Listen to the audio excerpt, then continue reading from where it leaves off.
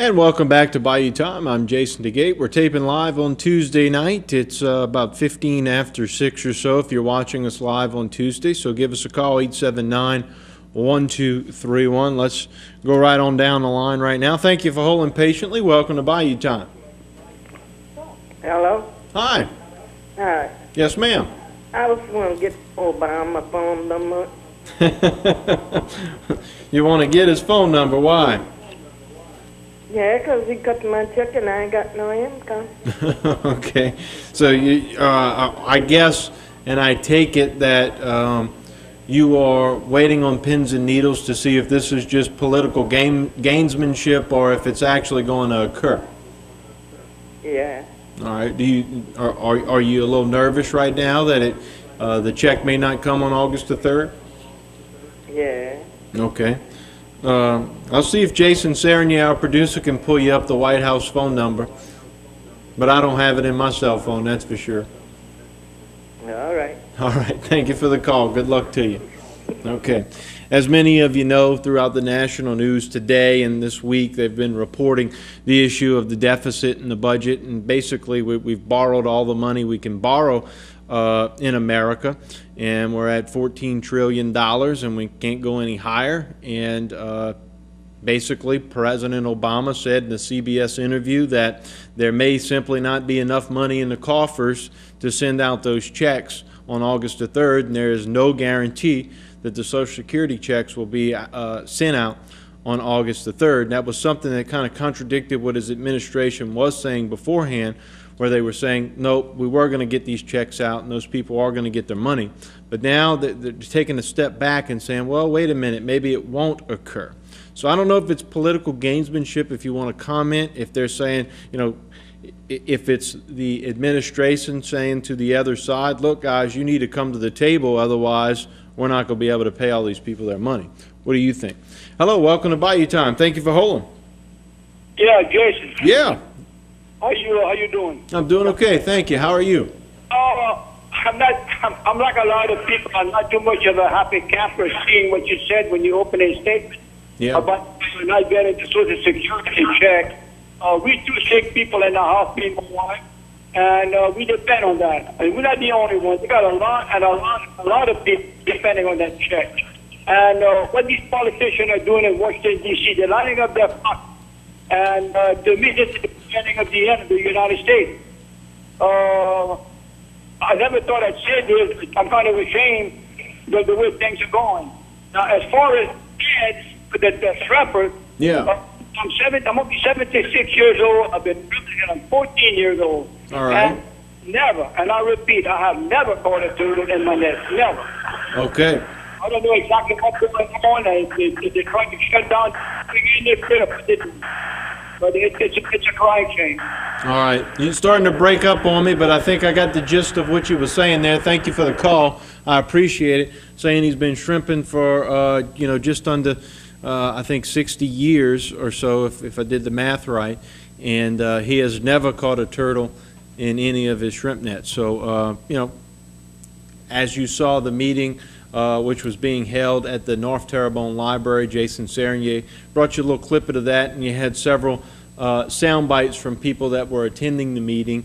And the gist of it is they want to add the turtle excluder device to some of the skimmers, and that's causing a lot of concern there. You heard Joe Harrison saying, the people that he's representing saying, it's not necessary, they don't need to do it, and it's just wasting money and time, and basically the shrimpers are going to suffer there because they're not going to be able to catch as much harvest. So, if you want to comment on that, feel free to do so, 879-1231. Hello, welcome to the program. Thank you for calling.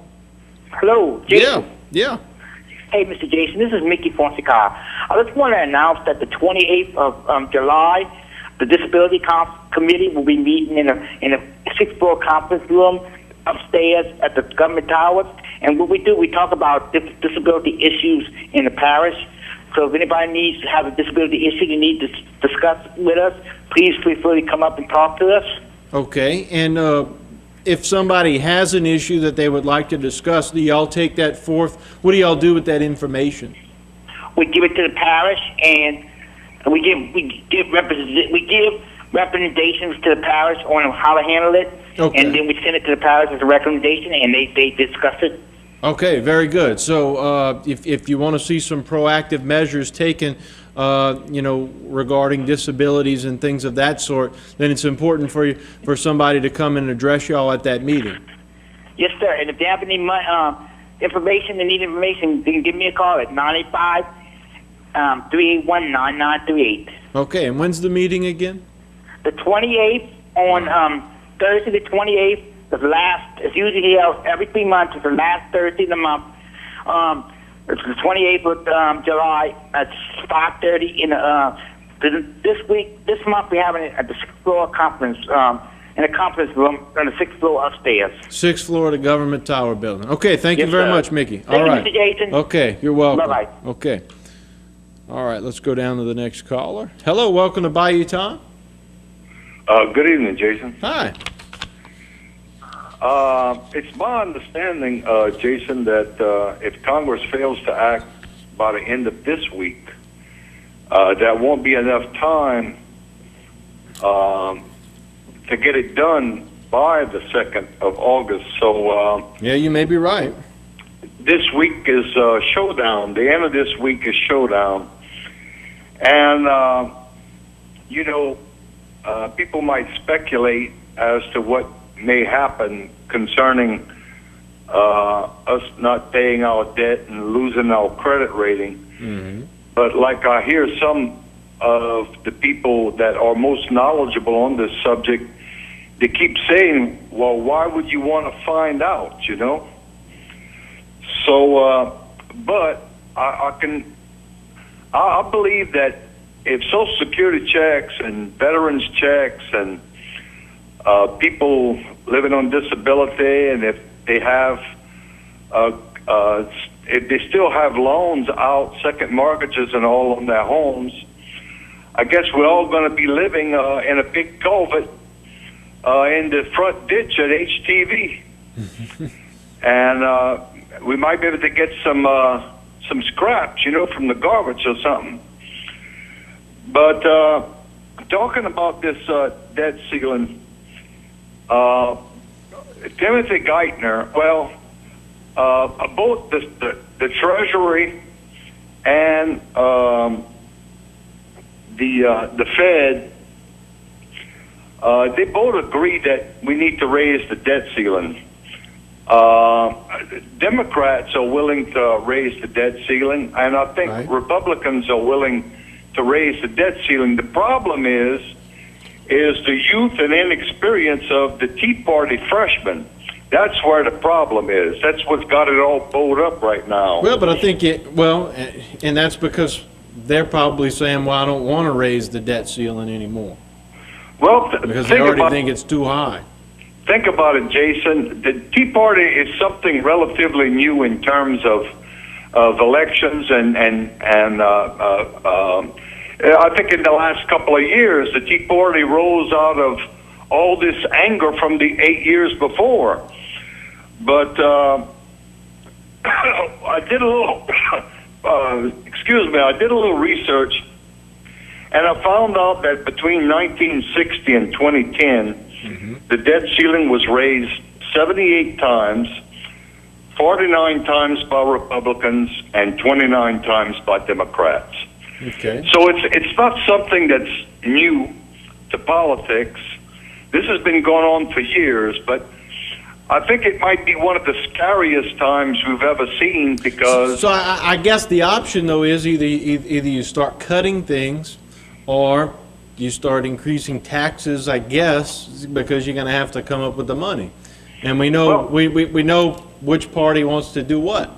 Well, it's going to come down to revenue, Jason, because in all of our history, in the 200 years of our country, we've always raised the revenue necessary in times of war. The first time that we ever barred the cost of war was under the 8 years under George Bush. And now we got the problem, and we're going to have to pay for it. And every economist in the country says that revenue has to be part of a balanced approach in order to solve this problem. And I'll open it up for other people. I know we're going to get some callers that probably disagree with some of the things you say, and that's what this show's about. But ultimately, the question that I've had and I've posed to everybody, do you think, those checks will not go out on August the 3rd, or do you think that's just politics being played? Well, politics is being played, and that's what they call this. They're going to the bar, they're going to the wire, they're going to the very, very end because they want their constituency to understand, look, we went all the way, we did everything we could, and I'm talking about Democrats and Republicans. Right. This is the little game that they play year after year, election after election. There's nothing new here. It's just that for some reason this time it's a little scarier because of that Tea Party effect, and they're young and immature, and they want their way, and they're fighting like kids, and it's the worst we've ever seen, but we'll see the end of this by the end of this week. We'll know what's going to happen by the end of this week. And you have a good night, All right. Jason. Thank you for the call. And at that, I'll leave it up for anybody to rebut what the gentleman said. I know some of you may want to do that. 879-1231. Let's go to the next caller. Hello, welcome to Bayou Time. Hello. Hi. Hi. How you doing, Jason? I'm doing okay. How about yourself? All right. I think I'm calling about Good. these tags. Yeah. I'm not a trawler. Okay. I have a lot of respect for these guys that does it for a living. Why they just don't leave the trawlers alone? Leave them do their job. I mean, you got people that does this for a living. Mm-hmm. I mean, these turtles, why they don't investigate like Mexico? They got a lot of turtles in Mexico. And yet, last year for the BB Oscar, nobody trawled, but yet, I think they had, I think it was like 300-some turtles that were dead in the hole they had got. Right. It's a constant battle, it seems, between the environmentalists and the shrimping industry. It always seems to be the case. And I work on the boat in the river. Mm-hmm. I work as a tanker, doing chemicals and all that, and I had to pretty much deal with environments. And for me, I can't just not stand the people, They always got their nose where it don't belong. I apologize. I was a bit thrown off. The graphic behind me changed to something that I can't really tell what that is while you were talking. Oh, okay, I see it. It's a TED now. I get it. I see it now. It's like Social Security. And Social Security. I thought they had money stashed on the side where that wasn't touched, only for people to get their Social Security check. Mm-hmm. It's like, why they touching it now? I mean, people work for that. I work. They take Social Security out of my check, Right. That's the money you're supposed to be left alone. Yeah. People that retire and all that. And so now you're fearing, Jason, he's on the subject of Social Security. I don't know if you want to switch it back. Okay. It don't matter. No, I was just making a little joke there since you threw me off there. But I understand what you're saying. So do you think that the check is not going to come on August the 3rd, or is that a fear of yours if you were collecting that? You need it for it to come because to survive. If some of these people, I guarantee you, they got bills and their medication. They're taking medication. Right. And maybe their Medicaid cards or whatever don't pay. They need to pay some of their medicine. Because my father-in-law is on Social Security. I mean, he needs his check. Mm-hmm. So I feel people need these checks, to survive. Thank you for the call. I appreciate it. All right, bye-bye. Okay, all right. The number has disappeared, which means I need to go to a break, but phone lines are still open, 879-1231. If you're on the line, hold patiently. We'll take a short break. When we come back, more tonight on Bayou Time.